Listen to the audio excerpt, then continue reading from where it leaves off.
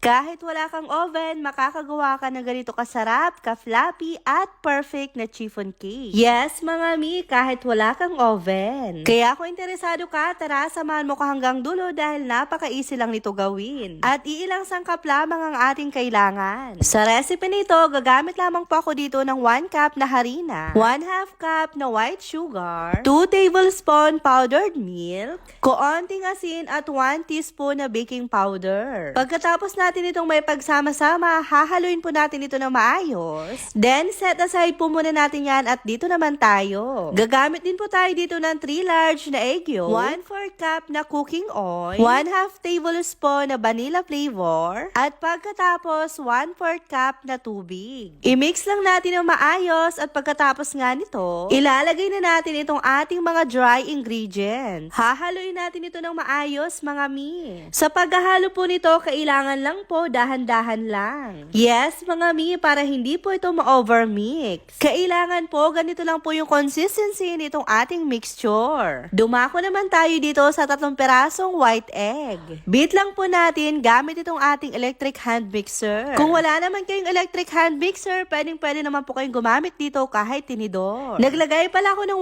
1/4 teaspoon na cream of tartar. Yes, mga mi, gumamit po ako ng cream of tartar. Pero kung wala po kayo nito, pwede naman po kahit suka na lang or kalamansi. Naglagay din pala ako ng 1/4 cup na white sugar. Dito, mga mi, kailangan po dahan-dahan lang po yung ating paglagay. Makalipas nga lang po ang ilang minuto, ganito na po yung consistency niya. Kailangan po kahit itaob natin yan, hindi na po siya matatapon. Pagkatapos naman, eto naman at maglalagay na nga tayo dito ng ating flour mixture. Kailangan po dito, mga mi, dahan-dahan lang din po tayo sa paglalagay. Bawat lagay po, dahan-dahan lang din po natin itong haluin. Balihin natin ko po siya sa 3 beses. Yes, mga mi, para maiwasan po natin na ma-overmix po ito, mga mi. Kaya naman, sa ganitong paraan ko lang po siya hinalo. Pagkatapos naman natin mahalo ito, ilalagay ko naman ito dito sa aking kaserola. At dahil hindi nga tayo gagamit dito ng oven, kaserola lang ay sapat na. Kailangan lang po, mga mi, ibabrush lang po natin ito ng oil. Wala pa akong parchment paper, mga mi, kaya hindi na ako nakapaglagay. Pero kung meron po kayong parchment paper, mas okay po na maglagay kayo para maiwasan po natin na masunog yung ilalim. By the way, mga mi, isinalang ko lang po pala ito sa mahinang apoy. At yung butas po ng takip ng aking kaserola, nilagyan ko lang po ito ng papel para hindi po sumingaw yung init niya para tuluyang maluto itong ating chiffon cake. And then, mga mi, pinupunasan ko pala yung takip ng kaserola kapag meron na siyang pawis. Tiyagaan lang po talaga mi yung pagluluto nito pero hindi naman po masyadong matagal itong lulutuin. Nang maluto na nga siya, mga mi, ito ngayon naging problema ko kasi nasunog talaga yung ilalim. Pero konti lang naman, mga mi, kasi medyo napalakas yung aking apoy. Tapos wala nga pa akong ginamit na parchment paper pero kabuuan naman, mga mi, okay na okay naman po itong ating chiffon cake. Bali, naglagay lang pala ako dito ng powdered sugar sa ibabaw niya. And then hihiwain na nga natin ito habang mainit-init pa. Ay nako, mga mi, tingnan nyo naman itong ating chiffon cake. Napaka-fluffy talaga. Ang mga mi, meron ng bagong laro ang Masaya Game ng Tong-ets. Kaya kung mahilig kang maglibang at mahilig kang maglaro nito, mag-download at mag-register ka na, mga mi. Nasa comment section po yung ating link. Kung wala ka namang hilig sa Tong-ets, pwede mo rin itong subukan itong Lucky Fruit kasi napaka-easy lang talaga nito laruin. At napaka-easy lang din manalo, kaya ano pang inaantay mo? Mag-download at mag-register ka na. Gamit lamang yung cellphone number, gagawa ka lang ng password mo. Then yung verification code na sisend sa'yo, tapos yung referral ID na nasa comment section. Then confirm mo lang yan, agad-agad meron ka ng account. And by the way, mga mi, pwede ka rin maging agent nila. Paalala lamang po, bawal po ito sa mga bata. At gawing libangan lang po natin ito. And syempre, wala naman pong pilitan.